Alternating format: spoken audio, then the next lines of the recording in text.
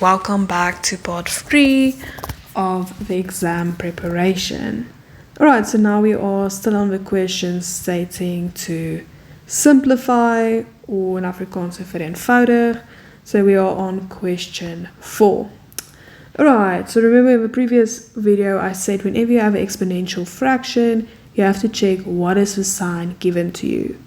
Alright, so in this example, I have a point, which I know in mathematics actually means multiply. Alright, so my first step will to make everything prime factors. Okay, in Afrikaans, om alles priemfaktore te maak. Okay, you can do this using the ladder method you learned in previous grades, or if you have a scientific calculator, you can make use of a shift fact function. Alright, so let's start with 9. So the prime factors of 9 will become 3 to the power of 2. Remember to put everything into a bracket, so I have x plus 1 in a bracket. Alright, then let's multiply. 5 is already a prime number, so that one will just remain 5 to the power of x plus 2.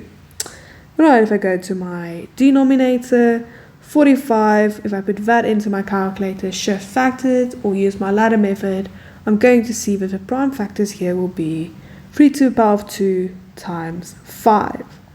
Alright, and then my exponents will be x plus 1. Now your second step is to get rid of these brackets.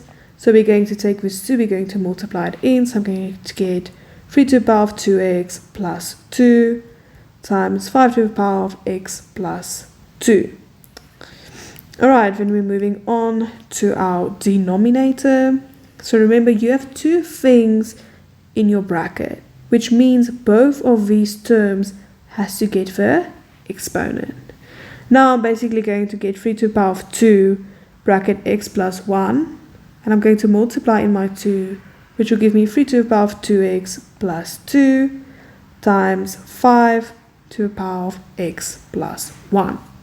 Now we're going to split them. So the two types of ground numbers I have is I have a 3 and I have a 5.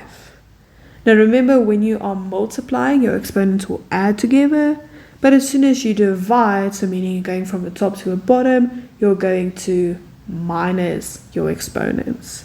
Alright, so at the top I have, for my 3, I have 2x plus 2.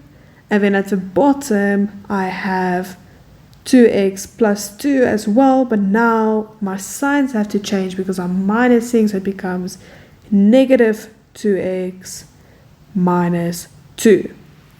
Right, let's move on to our 5. So at the top, I have x plus 2. Moving to the bottom, remember I'm minusing. So my signs have to change. So it becomes minus x minus 1. Calculating this, I have 2x minus 2x, which is 0, 2 minus 2, which is also 0. So I have 3 to the power of 0. Then with my 5, I have x minus x, which is 0, and 2 minus 1 is 1. Alright, so 3 to the power of 0 will become 1, 5 to the power of 1 is 5, and 1 times 5 is 5. Alright, so my final answer will be 5.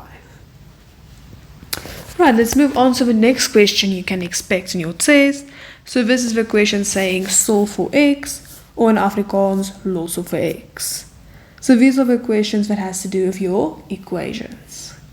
Alright, very importantly, let's look at example number 1. Whenever I see a fraction, I know that I have to put everything I have over 1. So that all of them becomes a fractions. Now you have to determine the LCM, so your lowest common multiple, or in Afrikaans, your KGV, wat jou kleinste gemeene veelvoud is. When you're struggling to find it, you're always welcome to take all your denominators and multiply them together. So om al jou noemers te vat en dit met mekaar te maal. So in this case, I have a 4 times a 1 times a 1, which will give me 4. So my LCM is 4. Now we're only looking at the bottom part. Alright, so here I already have a 4, so I'm not worrying about it. Now here I have a 1.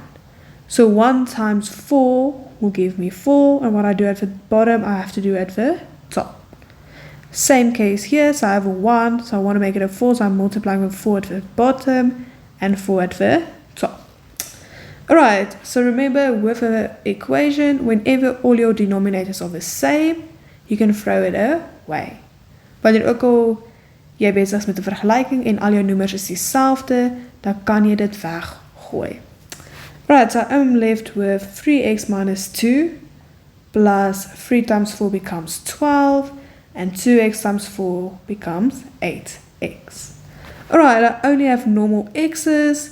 There's no exponent, so that means I have to get all my x's on the one side and all my numbers on the other side.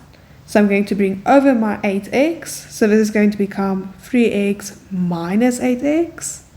And then I'm going to take over my 12, it's going to become negative 12. I'm going to take over my negative 2, it's going to become plus 2. Alright, so 3x minus 8x will become negative 5x. Minus 12 plus 2 will give me minus 10. And to get rid of my negative 5, I'm going to divide both sides of negative 5. So x is equal to 2. Nice thing about equations is you can always take your answer, substitute it into your equation in x's place, and see if you get the same answer on the left hand side as well as the right hand side. Alright, let's look at question number 2. Right. Whenever you have brackets, before you multiply them out, always just first check. Alright, if this side, or one of your sides is already equal to 0, it means that I, as your teacher, already factorized this for you. Alright, so there's no need to multiply out your brackets. You're just going to take each bracket and put it equal to 0. So I'm going to say x minus 7 equal to 0, or, van Afrikaans, of x plus 3 equals to 0. Take over my negative 7, so it becomes x equals to positive 7. Take over my positive 3, so it becomes x equal to negative 3. Alright, looking at the mark allocation will be another sign for you to know whether or not it is necessary for you to multiply out your brackets.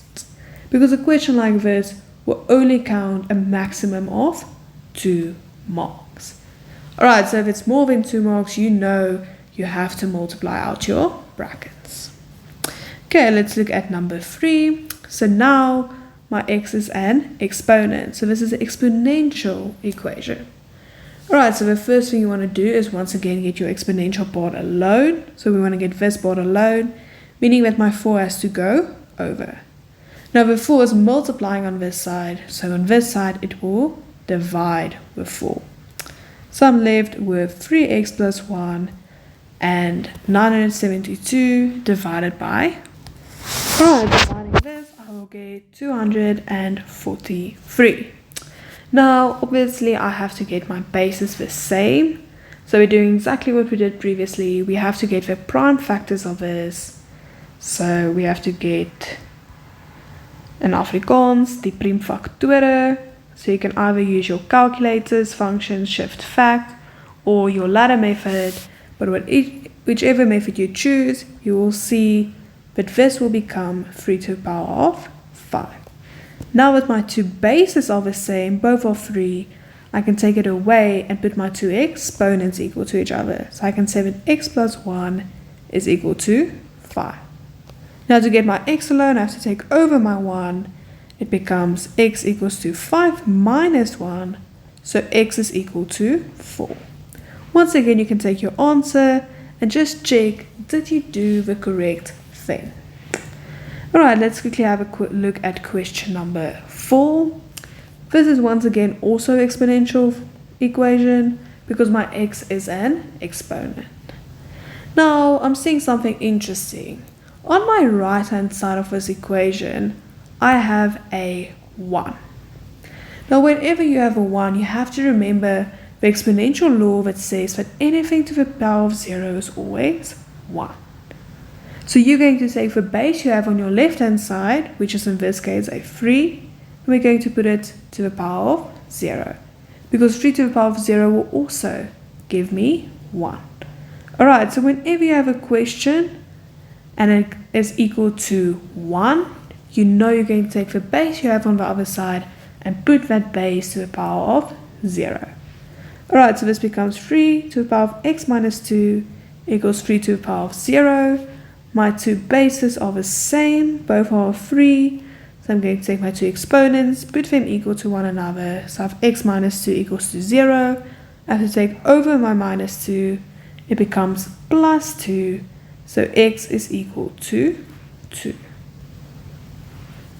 Alright, so this is it for part 3 of this video.